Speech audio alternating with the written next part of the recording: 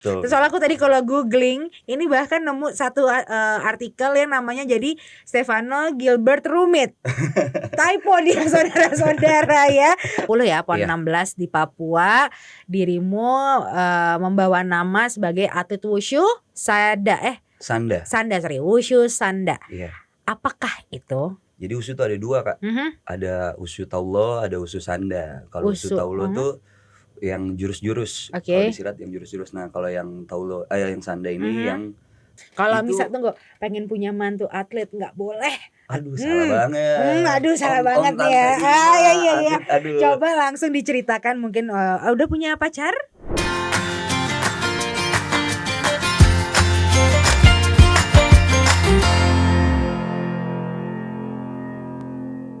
Hai sahabat Rucika, apa kabar? Kembali lagi di podcast Biru mengudara sampai jauh. Barengan sama siapa?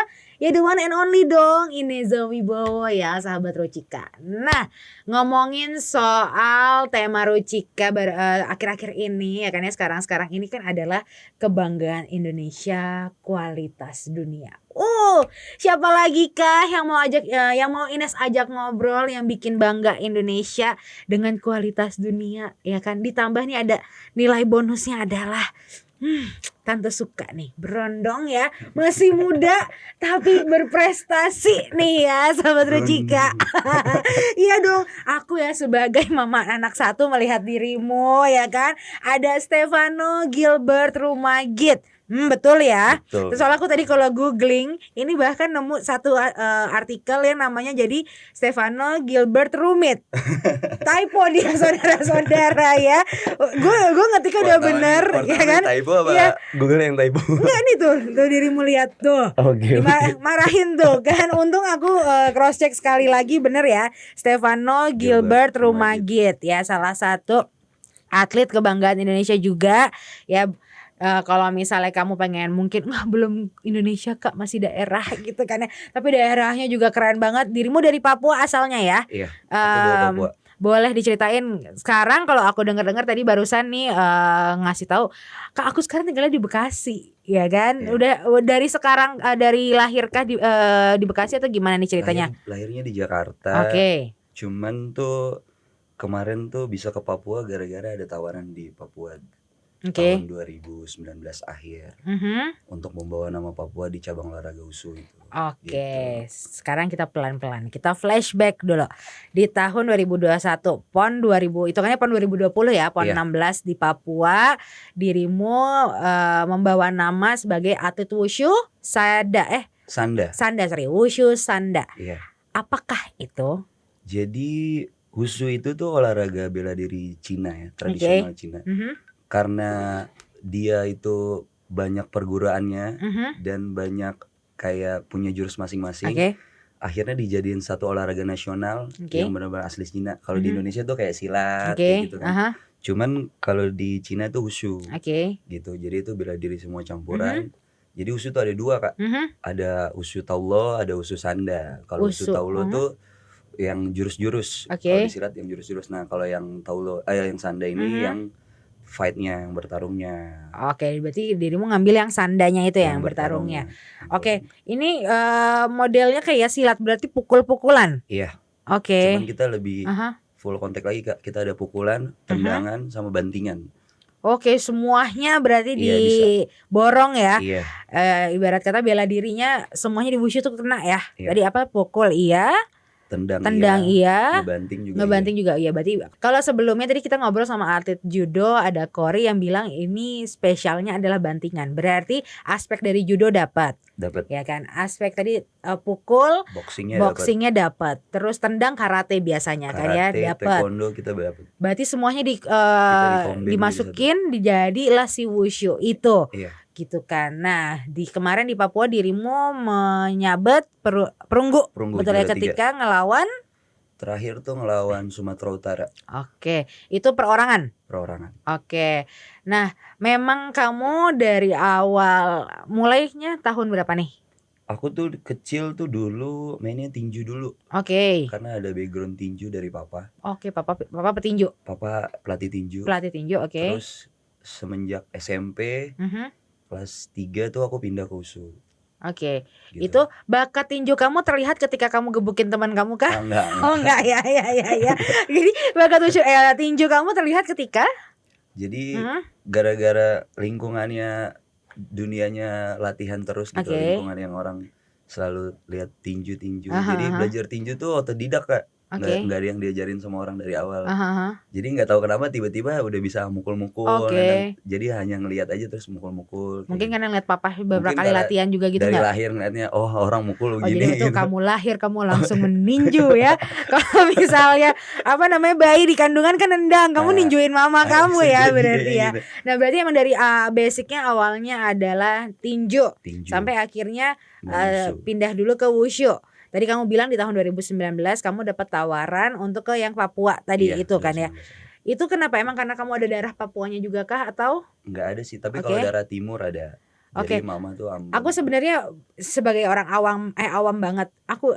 Kita bingung nih.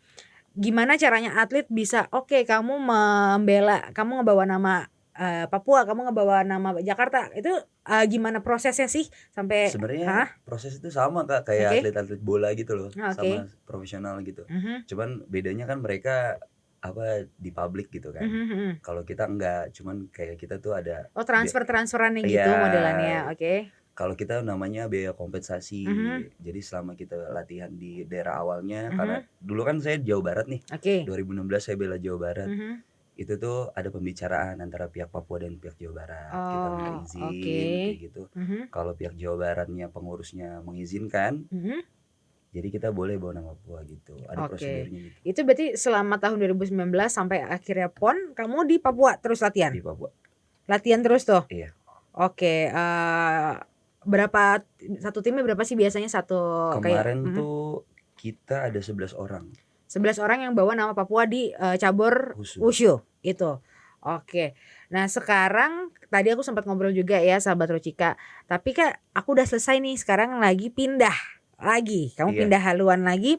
Sebenarnya bukan pindah haluan, lebih ke back to basicnya kamu dong ya. Karena tadi kan awalnya kamu adalah boxing. Sekarang setelah wushu selesai nih, PON kemarin berarti terakhir ya? Iya. Ya kan? Sekarang kamu lagi menggeluti lagi ke kickboxing. Main kickboxing sekarang.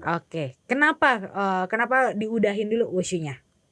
Jadi sebenarnya karena kita jiwanya jiwa bertarung pengennya bertanding mulu. Kemarin dapat tawaran untuk panggilan pelatnas di kickboxing gitu. Karena wushunya panggilannya yang cuma juara 1 juara 2. Ya karena jiwa-jiwa bertarung kan, ya udah nggak apa-apa ambil aja, karena kan balik lagi kan backgroundnya hampir sama nih. Mau mukul menendang, cuman kickboxing kan nggak pakai bantingan. Jadi aku ambil gitu. Nah lagi nih pasti pertanyaan orang awam lagi nih ya. Sahabat Ruchika pasti penasaran, emang boleh ya kok dari cabur satu ke cabur lain, emang itu nggak apa-apa gitu? Itu tergantung pengurus caburnya masing-masing. Kalau misalnya kayak wushu sama kickboxing tuh itu diperbolehkan peraturannya. Tapi kalau kayak tinju terus kayak Muay Thai itu tuh tidak diperbolehkan gitu. Nah berarti nextnya adalah kamu kickboxing, kamu lagi ngejar apa nih? Ini sekarang lagi proses latihan kan? Lagi di pelatnas karena mau ngejar untuk yang ke? Jadi kemarin tuh sempet pelatnas, sempet buat SEA Games, tapi cuman akunya mundur. Karena harus kuliah juga gitu. Siap. Terus jadi sekarang aku kayak fokus aja kuliah dulu, tapi tetap latihan buat nanti tahun depan tuh itu ada prapon, seleksi untuk PON.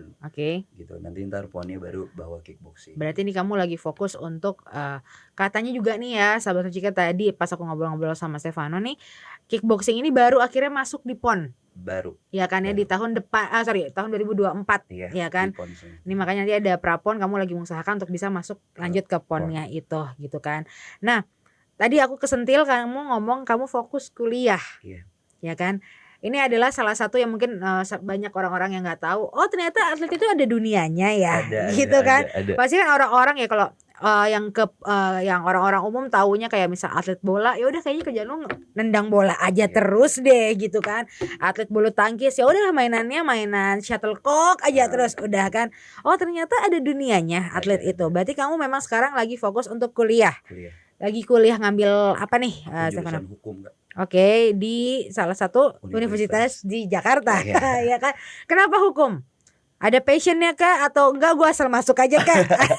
Jadi tuh sempat berdebat waktu mau ngambil hukum, karena SMA jurusannya IPA, maunya ke Bogor waktu ke itu. IPB Cuman ya.